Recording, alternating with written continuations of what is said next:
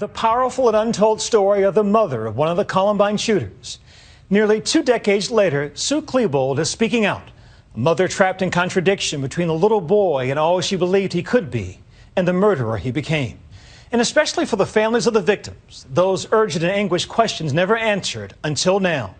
Could the massacre have been prevented, and the warning signs that may have been missed? Here's ABC's Diane Sawyer. It is 1999. A shockwave hits America. 2 high school boys in trench coats carrying shotguns, a semi-automatic weapon, and homemade bombs walk into their school and begin the slaughter of their classmates, who were sitting on the grass eating their lunch, who were hiding under tables, no defense from the terror. 13 are killed, 24 are wounded. And we are all watching for the first time. Children run out of their school fleeing mayhem. A lot of students. Coverage of the Columbine See We see a wounded student struggling out the window of his high school to escape with his life. And for the years to come, we would all be asking the same questions.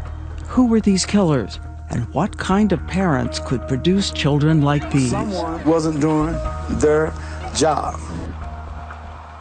For 17 years now, the parents of Dylan Klebold and Eric Harris have lived their secrets, unwilling to step forward. Until a gray-haired woman makes her way into a room. In the course of this day, at one point, we see her pacing, perhaps grappling with her decision to step forward after 17 years hiding from cameras. Years of being hated, threatened, she says, afraid and ashamed. Everyone's phones are off. Sue Klebold is now 66 years old. We're ready? Camera, slate. For the families of 13 people who died and 24 people who were injured, most of them children, Yes. what is it you want to say to them? The one thing, of course, that I want to say is I am so sorry for what my son did. Yet I know that just saying I'm sorry is such an inadequate response to all this suffering. There is never a day that goes by where I don't think of the people that Dylan harmed. And You use the word harm. harmed. I think it's easier for me to say harmed than killed. And it's still hard for me after all this time. Is that about a certain need to deny what happened, or? I don't know, perhaps. She seems to be trapped in a contradiction, remembering the son she once had and the murderer he became. Called him the Sunshine Boy? We did when he was little, yeah. He had this sort of a mane of golden hair, and it was just always thick and round, and he was such a happy, precocious, brilliant little child. For all the parents who have said, well, I would have known something. I know. I would have just known. Before Columbine happened, I would have been one of those parents. And I guess that's certainly why I'm here talking to you today. She has written a book called A Mother's Reckoning. In it, she says all the lessons of her regret, which began on the day she woke up an ordinary wife and mother. Fast forward 24 hours, and I was the mother of a hate-crazed gunman. She remembers the shocking prayer she found herself praying after learning her son might be one of the Columbine shooters, and the shooting was still going on. The police were there and the helicopters were going over.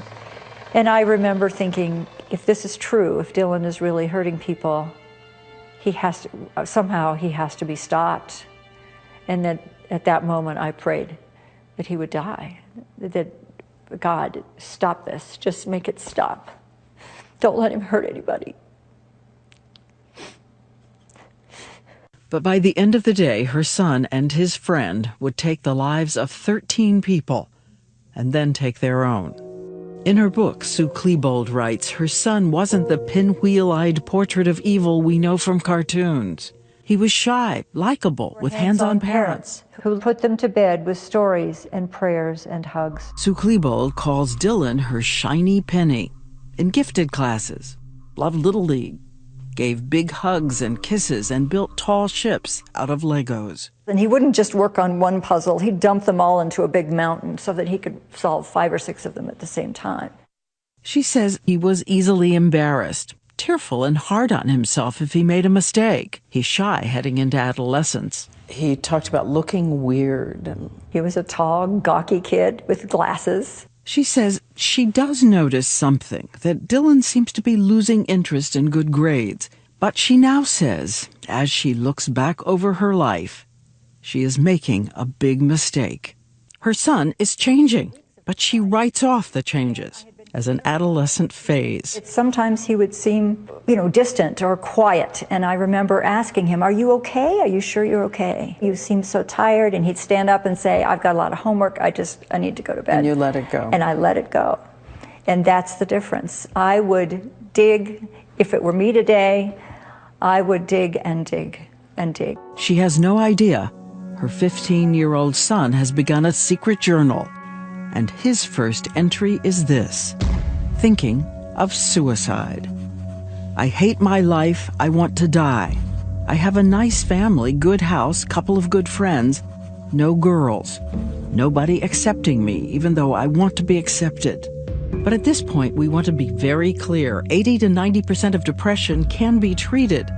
And even suicidal depression is not an explanation or a pathway to violence. Dr. Gregory Fritz wants to warn parents tonight that suicidal depression is real and can strike any teen, anywhere. Somewhere between 15 and 20% of high school kids say that they have thought about suicide in the past year. But more than 17 years ago, Sue Klebold says she knew so little about teen depression. Could you have prevented what happened to Columbine? If I had recognized that Dylan was experiencing some real mental distress, he would not have been there. He would have gotten help. Dylan? In this video from his junior year, he seems self-conscious, but talks about the future, going to college. So you get better chances after high school as far as college goes? Maybe a scholarship? Around the same time, a series of troubling events. He hacks into the school computer system with some friends. They're all suspended for 3 days. He scratches an epithet on the locker of a kid he thinks is taunting him. Then the big shock. He and another kid break into a van, steal electronic equipment, and police make an arrest. This is a felony. 2 felony It was terrible, counts. I know, absolutely. It was awful. And at the time, I thought that was the worst thing I could ever possibly experience. Dylan's cold reaction after the arrest scared and shocked her. He acted as if he had done nothing wrong. She says she gave him one of her lectures, trying to reason with him. I even talked about the 10 Commandments. I said it's wrong to steal under no circumstances is this right. And then we responded as most parents would. We took away privileges. One night, she's frustrated. He's not doing chores. He's withdrawn. She thinks he needs more discipline. She pushes him against the refrigerator. And I said, you've got to stop thinking of yourself. You've got to stop being so selfish. But, excuse me, but I gave him the old mom lecture. And then I said, and by the way, today's Mother's Day and you forgot it.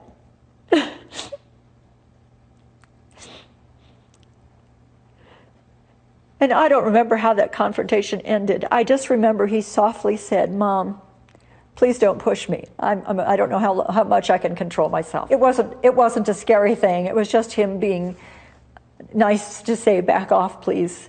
She says she blamed herself for pushing him too far. And then he went out and he got me a gift. It was a little watering can with African violets in it. And I thought everything was fine because he was so sweet. When we come back, the secret journals. What do they reveal about the minds of 2 teenagers responsible for Columbine? And what forced Sue Klebold to finally face the truth about her son? Tonight, what experts tell us might prevent a tragedy.